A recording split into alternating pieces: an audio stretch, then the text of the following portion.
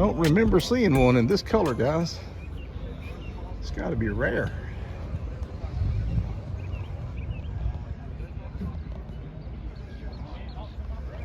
Just got screaming chicken on the hood, as they almost all of them did.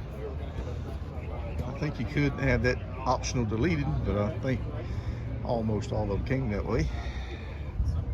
Let's plug his business here.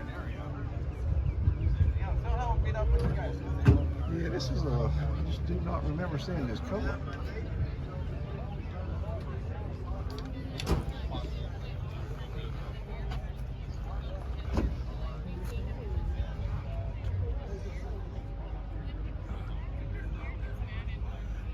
I remember a time, wasn't that long ago, 10 years ago, you could buy these Trans Ams dirt cheap, and they are coming on, man.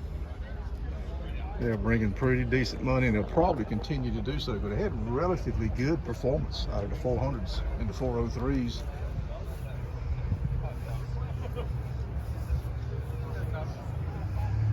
And good handling. I mean, you know, they weren't bad cars for that era.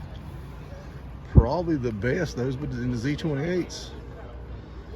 May very well have been the best around in '78. A little Red Express truck get it a straight line, but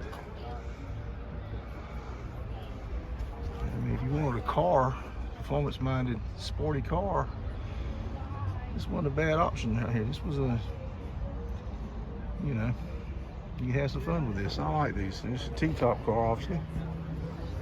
What's cool about stuff like this is you can get parts for it. Unlike that LTD a while ago. Very nice car. Little honeycomb wheels.